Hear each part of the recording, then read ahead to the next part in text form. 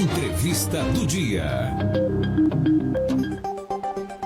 Para você que chegou agora aqui na 104.3, Jornal da Manhã da Jovem Pan Araçatuba, eu sou Suelen Giron, estou substituindo Marcelo Teixeira, que hoje teve um compromisso pessoal, amanhã ele estará de volta. E quem está aqui no estúdio da Jovem Pan é a vereadora eleita de Araçatuba, Solange Neri, Sol do Autismo do PL. Na sua primeira eleição recebeu 1.057 votos. Parabéns, vereadora Solange Neri. Me conta, Sol, você esperava ser eleita ou foi uma surpresa? Foi uma surpresa maravilhosa. Primeiro, bom dia, né? Obrigado pela oportunidade. E, gente, foi uma surpresa maravilhosa. Eu confesso que eu trabalhei muito, eu busquei cada voto, né? Mas eu não sou política, eu sou mãe atípica, eu tenho uma criança que eu cuido 24/48 e fui buscar com essas pessoas que passam pelas mesmas coisas que eu passo, fui me apresentar para as pessoas que não conhecem a deficiência nem o autismo e não conheciam a Sol de perto, e graças a Deus deu certo. Que legal! Como mãe de uma criança que tem autismo, o que a motivou a entrar na política e lutar por essa causa? Na verdade, foi o descaso do poder público, né? O descumprimento de leis, que é muito grande. Nós temos leis tudo bonitinho ali no papel, mas na hora de ser cumprida a gente não tem. Tudo é uma luta muito grande, tudo tem que judicializar. A falta de medicação, falta de profissionais da área, neuropediatra, neurologista, psiquiatra, tudo falta. E então, desde 2018, eu frequento a Câmara Municipal, indicando projetos de lei, buscando políticas públicas para as pessoas com deficiências, não só com autismo. E eu via que eu ficava gritando muito. Eu me sentia gritando numa multidão, no meio de uma multidão, e ninguém me escutava. Falei, gente, eu preciso mudar de alguma forma, a gente precisa fazer alguma coisa. Aí nasceu o nosso projeto, que é o projeto Te Ajudo, que é um projeto que nós temos várias mães que são atendidas. Temos as mães também que fazem parte da administração, que é a Dani Massou, a Priscila, a Ana, a Daiane, entre outras mães tem lá. E daí surgiu essa vontade de estar mais perto da política, de tentar fazer a diferença sendo vereadora. E as maiores incentivadoras, quem falou para mim também, vai lá, Sol, tenta, foram essas mães. A gente precisa de alguém lá para estar representando a gente. Que legal. Além desses que você citou, quais são os principais desafios que você enfrenta como mãe no cuidado e na defesa também das pessoas com transtorno do espectro autista? Falta de empatia, falta de respeito, falta de informação das pessoas. Ontem mesmo a gente teve uma mãe no grupo que falou assim que ela foi num açougue da cidade e chegou lá, ela estava com a criança dela em crise e pediu para passar na frente. Aí o homem falou assim, não vai passar na frente. O proprietário do local falou, não vai passar na frente. Se tivesse um idoso, alguma coisa, tudo bem, mas com a criança, não. Nossa, então são pequenas coisas no dia a dia que, se não acontecessem, já facilitaria muito uma vida que já é puxado, já é pesado, porque tem outros tantos cuidados que precisam ser realizados. Exatamente. E eu acho que o que falta para as pessoas mesmo é a informação. Eu acho que a gente precisa levar informação para as pessoas, para entender o que é o autismo, para entender o que é a deficiência, quais são as demandas daquelas pessoas, porque enquanto não tiver informação, as pessoas não entenderem, não tem como você cobrar respeito e empatia. Sol, e você percebeu que no seu caso uma andorinha faz verão, né? Uma andorinha só, porque às vezes as pessoas falam assim, não adianta cobrar, não adianta ir lá na Câmara, e você falou que desde 2018 frequenta a Câmara, faz um tempo já, se a gente pensar de 2018 para cá, a gente tem 6 anos, mas valeu a pena, porque assim, o seu filho era muito menor quando você começou aí, mas de qualquer forma você conseguiu ser ouvida. Você conseguiu ali, seja na insistência, você conseguiu ser ouvida e você disse assim, eu não sou política. Mas a política, ela tem que ser feita por pessoas mesmo, ela tem que ser humanizada. A gente tem que tirar essa crença de que para fazer uma boa administração, a gente tem que ser político de formação. Como que funciona isso? Então, a gente tem que ser humano, a gente não pode perder exatamente esse olhar. Eu falo isso até como jornalista, que jornalista também tem essa questão de querer um mundo melhor, de querer ajudar as pessoas, e a gente não pode perder esse olhar para o outro, de realmente olhar para o ser humano. Isso é muito legal. E quais são as políticas públicas que você pretende propor ou já propôs para melhorar o acesso ao diagnóstico e tratamento do autismo em Araçatuba? Nós temos um plano, né, a gente fez um planinho de governo. Eu falo que ninguém governa sozinho, nem o vereador, nem o prefeito, a gente precisa da população em geral.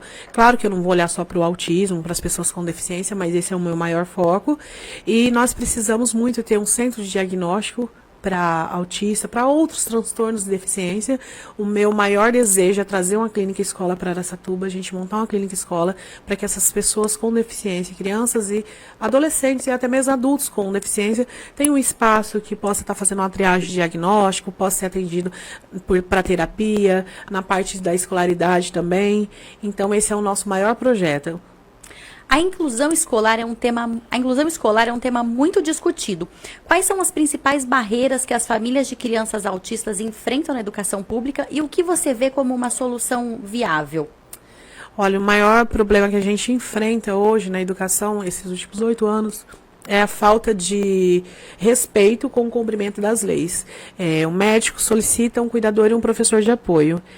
A gente leva esse laudo para a educação e chega lá, a Secretaria da Educação criou uma resolução que depois do laudo médico, da solicitação do médico, eles têm uma equipe que vão avaliar para ver se o médico está certo ou não. E geralmente essa equipe avalia que está errado, que essa criança não precisa desse cuidador, nem desse professor de apoio. Aí nós precisamos entrar judicial para ter acesso a esse direito. Isso demanda 6 meses, a criança fica esse tempo todo sem professor de apoio, sem cuidador. A criança com algum transtorno, não só o autismo, é uma criança que tem rigidez de rotina, é difícil se adaptar na escola, então sofre a criança, sofre o professor, fica muito difícil. Então eu acho que a maior dificuldade nossa é de fazer com que a inclusão saia do papel, que a lei da pessoa com deficiência, que a lei Berenice Piana seja cumprida ao pé da risca, porque é direito e tem que ser cumprido. Ou seja, as leis existem, mas elas não estão sendo cumpridas. Não. Sabe que ontem eu comentei com uma pessoa próxima a mim que hoje eu apresentaria o jornal no lugar do Marcelo e que você seria entrevistada. E essa pessoa me contou que ela tem um sobrinho neto que está numa escola que não tem professor auxiliar. Ele tem muita dificuldade na adaptação e ele chega a desmaiar. Ele tem autismo e ele chega a desmaiar porque ele não quer ir para a escola ou já lá na escola mesmo. É muito sofrimento. E parece que depois que as pessoas ficam adultas, elas se esquecem que elas já foram crianças. Exatamente. Isso que eu percebo muito sendo mãe também, e de uma criança pequena, é que as pessoas se incomodam com crianças. Isso eu tô falando de crianças que às vezes não têm nenhuma necessidade especial, como se as pessoas nunca tivessem sido crianças, tivessem pulado essa fase, já nasceram adultas, já nasceram idosas, ou seja, quando que elas perderam esse olhar humanizado? Ou então elas replicam um comportamento de violência ou de abandono que elas sofreram. Exatamente. E tomara que evoluam, né? A gente tá aqui para brigar por isso, porque eu também sou a favor. Eu falo que uma mãe tem que estar do lado da outra mesmo, e a gente tem que ter esse olhar de empatia. E como que você enxerga o papel das famílias de autistas e da sociedade civil na formulação de políticas mais inclusivas?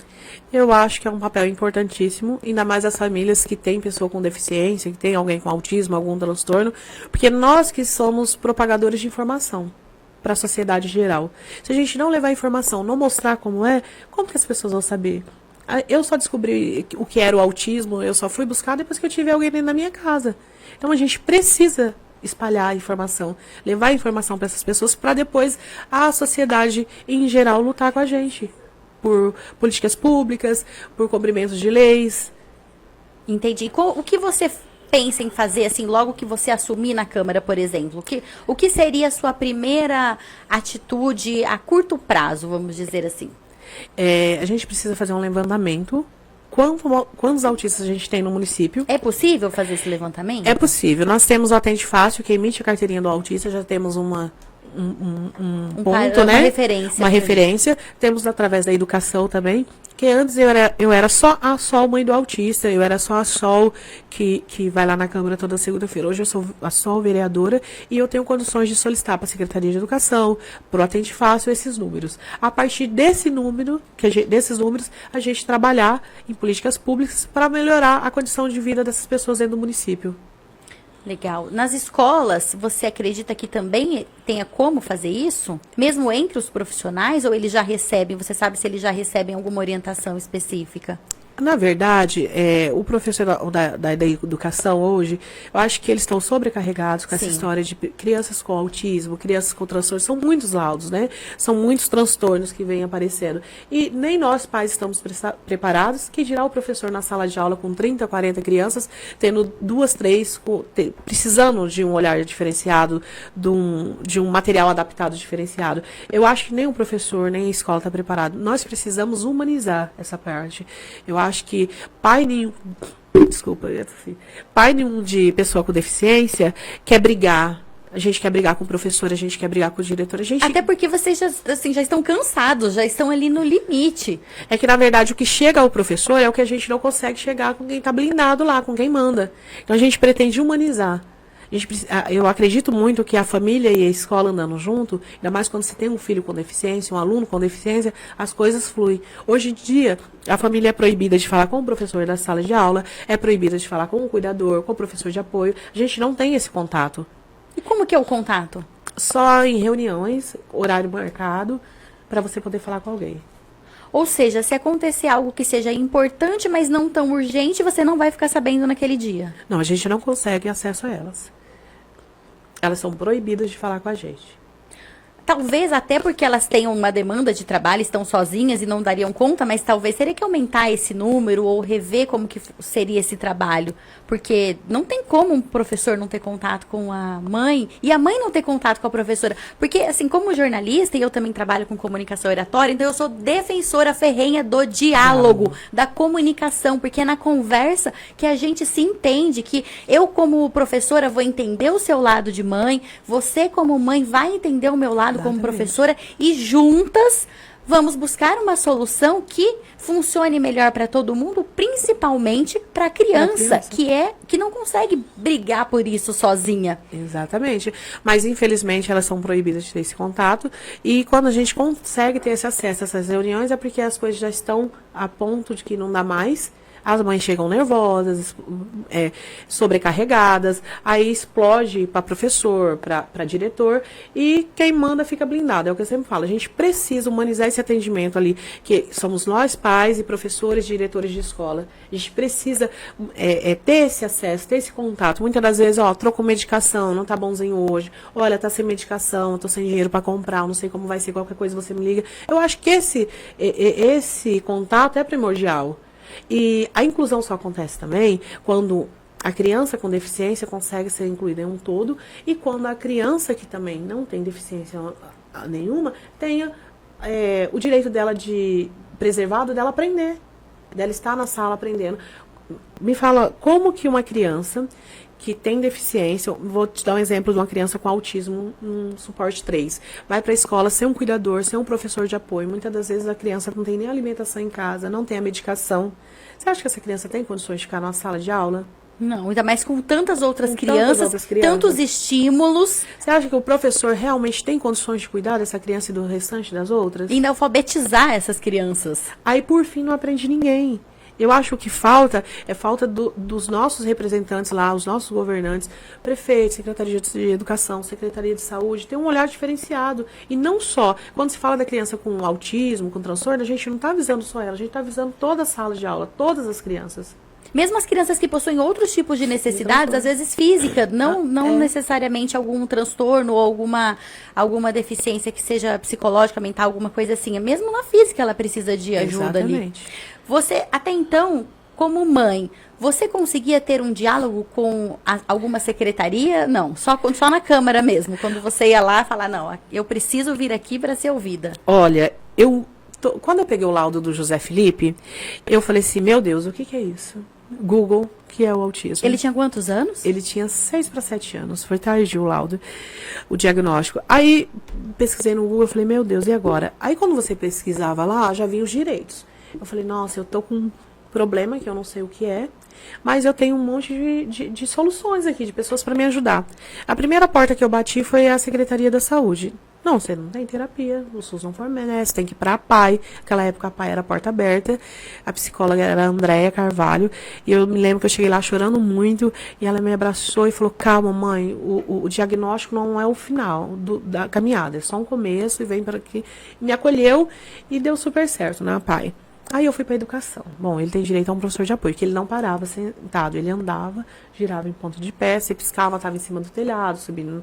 Não se imaginava, ele estava. Falei, não, ele tem direito a esse professor, então tá tudo certo. Quando eu cheguei na educação, me fecharam as portas também. Não tem direito, imagina, ele tem que ter a independência dele. E ficaram me enrolando um bom tempo. Foi quando eu fui estudar sobre os direitos do José, como que eu faria. Então, eu nunca tive um diálogo bom com eles. Eu tive um diálogo bom até eu não saber dos meus direitos. A hora que eu soube os direitos do meu filho, como que eu tinha que fazer, aí já não deu mais certo. Aí eu era uma mãe problema, eu era uma mãe barraqueira, eu só queria dar barraco na porta de escola, eu só queria encher um saco. Então, todos os anos que o José esteve no município, que foram 7 anos, a gente nunca teve um diálogo. A gente nunca teve um diálogo bom. Isso foi para a parte da escola também, refletiu na escola. Então, tudo que eu tive de ganho com o José, professor de apoio, cuidador, material adaptado, foi judicialmente. Não foi nada amigável.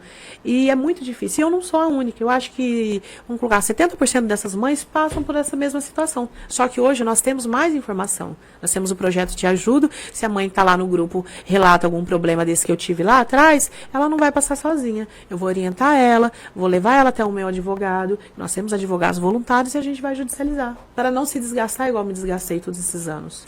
Eu ia te perguntar isso, você acabou criando um grupo, esse é um grupo informal, ou ele é um grupo de alguma forma oficializado, ele tem voluntários, ele tem pessoas que te ajudam, alguns especialistas, como que funciona? É um grupo informal, começou da informalidade, nós temos profissionais da área que ajudam, a gente tem advogado, nós temos empresários que ajudam, a gente faz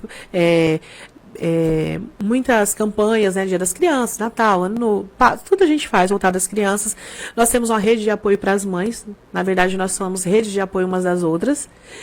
Nós temos o Instituto Amor Maior, que cede uma roda de conversa para as mães, que é o Cuidar de Quem Cuida, que são 2 vezes no mês, com a terapeuta Rosana. Então foi criado, foi vendo gente que passa pela mesma situação, pessoas dispostas a cuidar de quem cuida, ajudar essas mães a cuidarem dos seus filhos, entrando nesse grupo, e a gente formou uma grande rede hoje. Ah, tem aqui no Instagram, o Jonathan tá me mostrando, no Instagram, @projeto_teajudo. Tem Isso. mais de 2.000 seguidores. Ah, Isso, tem toda a bastante cidade. postagem aqui de algumas iniciativas e atividades de vocês. Que legal, olha, das crianças. Nós distribuímos abafadores de ruídos nas igrejas, escolas. Nós tivemos o projeto da cartilha do bullying, que nós, junto em parceria com o pessoal do Tangerina, né, eles ajudaram a gente a fazer a impressão dessas cartilhas para distribuir nas escolas, na PAI, para as crianças. Infelizmente, o município não autorizou que entregasse dentro das escolas. Nós entregamos na porta da escola na hora da saída. E a gente vai fazendo campanhas para levar informação para a população mesmo. Só, quando um vereador é eleito, ele é vereador da cidade toda e não apenas dos eleitores dele ou de algum segmento que ele atua. Mas você realmente vai ter muito trabalho só nesse segmento. Já vai ser muita coisa. E contempla a cidade toda. Porque muitas vezes a pessoa fala assim, eu não me identifico, eu não tenho ninguém, não conheço ninguém. Mas, de repente, você pode se tornar alguém da sua família, ou receber um diagnóstico, ou se tornar um portador de deficiência. Eu percebi isso muito na minha vida como jornalista, que às vezes as pessoas não se importam, mas passa uma noite, um dia, acontece um acidente, alguma coisa, e ela é aquela pessoa que precisa, e aí ela começa a entender por que você ia lá dar barraco, por que você ia brigar, por que você ia lutar por direitos. E às vezes a gente não precisa ir tão longe. Eu falo que a gente, como mãe, você vai passear com o filho num carrinho de bebê, não é mais o meu caso, que o meu já tá maiorzinho, mas você não tem uma calçada que você consiga atravessar. Eu não tô falando de deficiência exatamente, você só quer passar ali com um carrinho, você não tem uma calçada. Imagina quem tem uma dificuldade para andar, seja um idoso, ou seja uma pessoa portadora de deficiência, ou seja, tem muito trabalho pela frente. Tem. E o acesso a terapias especializadas, voltando no caso do autismo, é um dos maiores desafios para as famílias, como você falou. Na Câmara Municipal, como que você acredita que os vereadores podem colaborar para garantir que essas terapias sejam acessíveis e de qualidade, né? Porque não adianta ter um negócio que não realmente tem qualidade, que não tem resultado. Olha, nós temos alguns locais que atendem os autistas aqui no município e crianças com deficiência, que é a AMA, o Ritinha e a PAI. Eu tenho um projeto da Clínica Escola, mas eu acredito que a gente precisa também olhar para essas entidades. A PAI Araçatuba atende se eu não me engano, 30 crianças com autismo hoje. E a gente podia ampliar o projeto TEA. A gente poderia olhar diferenciado para a AMA. Muitas das vezes, os profissionais que estão na APAE, na AMA e no RITIA não ficam porque o salário é baixo. A gente podia estar valorizando esses funcionários. A partir da valorização dos funcionários dessas instituições, a gente abrindo mais vagas. Não adianta eu também querer... Eu tenho um projeto da Clínica Escola, trazer uma Clínica Escola para cá. Como que a gente vai fazer se não tem mão de obra? A gente precisa... É bem criterioso para se pensar. A gente tem que fazer tudo certinho para não prejudicar as crianças, nem as instituições que já tem aqui. Primeiramente, a valorização dessas instituições, fazer um repasse digno, porque teve uma época que o repasse do município para a Paia Araçatuba, para o lanche das crianças, eram de 54 centavos. Quando eu fui numa reunião, eu fiquei horrorizada em saber. Então, eu acho que essas instituições precisam ser valorizadas. A prevalência do autismo hoje, no estudo, está de cada 36, um é autista. A gente precisa, a gente está falando de... um número alto. A gente está falando de saúde pública, a gente precisa se adequar a essas pessoas. Então, a primeira coisa, eu acho que o Lucas também vai ter um desafio muito grande junto com a gente e um olhar diferenciado para essas instituições, valorizar os funcionários dessas instituições, tanto na parte de repasse do município, de treinamento, na ajuda com os ônibus da APAE, né, porque a APAE tem uns ônibus que buscam essas crianças, que tem a parte da escolaridade lá. Eu acho que a gente precisa valorizar esses locais. Sol, para melhorar o sem nosso querer atendimento. aprofundar na questão de viés ideológico ou partidário, mas como a gente estava conversando antes, você ainda mencionou, geralmente, quem precisa muito de assistência ou tem algum trabalho que tem algum certo assistencialismo, geralmente são pessoas mais voltadas para partidos ou coligações de esquerda. E no caso do Zanata, ele é de direita. Como que você se aproximou dele e o que fez com que você olhasse para ele e falasse, não sei como foi o convite, vou sair vereador, ele te convidou, você quis sair. Como que você olhou e falou assim, não, eu vou confiar nele para a minha causa, que eu estou há 6 anos gritando aqui na Câmara, brigando, já tenho a fama de barraqueira, mas eu quero realmente fazer valer a pena todo esse trabalho que eu teve. Então, como que foi esse processo de você confiar nele para essa causa tão importante que você luta já há tanto tempo? Quando mudou a parte dos professores de apoio, que eles tiraram os cuidadores, que teve aquela resolução, nós procuramos alguns vereadores na Câmara para pedir ajuda, para pedir socorro. E a maioria deles encheram linguiça. Eu vou ver com a secretária da Educação, aí levaram lá, fizeram uma contagem, porque era muito números e pouco trabalho. E eu falei, gente, e agora? Foi quando o boato... E o Zanata abriu a porta do gabinete e falou, não, vem que a gente quer entender a situação. Eles te receberam como vereador? Receberam as mães. Entendi. Nós, mães, eles receberam e o Lucas foi a fundo e buscou saber e ficou bem engajado na causa, querendo saber como que acontecia, o que ele podia fazer para ajudar, o que não podia. Mas o Lucas sempre foi oposição e ele ficou amarrado em ajudar. E ficou por isso mesmo. E quando eu conversei com o Lucas, eu vi que o Lucas tinha o mesmo pensamento que eu. Que nós, mães, temos. Esse negócio, é de esquerda. Não, porque eu não sou de direita. Tanto é que agora na campanha eu falei, meninas, eu queria só que vocês ouvissem o Lucas uma vez igual eu ouvi. Eu queria 2 horinhas da atenção de vocês pra gente marcar uma reunião com o Lucas para vocês ouvirem ele. E quando a gente conseguiu marcar essa reunião, que elas falaram com o Lucas, foi unânime. Elas falavam, sol do céu, eu vou votar no Lucas. Ele me convenceu falando aquilo, ele me convenceu falando aquilo, isso. E foi super bacana, porque o Lucas que eu conheci, eu pude apresentar para as outras mães. E é o Lucas que eu tô apostando todas as minhas fichas, é o Lucas que eu tenho certeza que vai fazer a diferença na inclusão dentro do nosso município. E que vai conseguir, cumprindo tudo que ele se comprometeu, vai conseguir proporcionar esse diálogo com você, como vereador e outros vereadores, com as secretarias, a de saúde, a de educação, a de assistência social também, né? Todas, envolvida todas, mas que seja um trabalho voltado àquilo que eu falei, para olhar para quem precisa realmente, independentemente de viés ideológico, de esquerda, de direita, mas que para as pessoas entenderem que vale a pena buscar esse diálogo, vale a pena conversar, vale a pena estar ali até alguém abrir a porta. Até alguém abrir a porta. Eu acredito assim, e se não fizer a gente vai cobrar também. Eu falei, Lucas, eu vou estar lá para te apoiar, mas eu vou estar para cobrar também, porque a gente tem esse tanto de tempo aí, a gente vive o autismo diariamente dentro de casa, e eu não negocio os direitos do meu filho. Eu não negocio os direitos do José, eu não negocio os direitos de outras crianças. E a gente vai correr pelo certo, e eu tenho certeza que o Lucas vai fazer a diferença.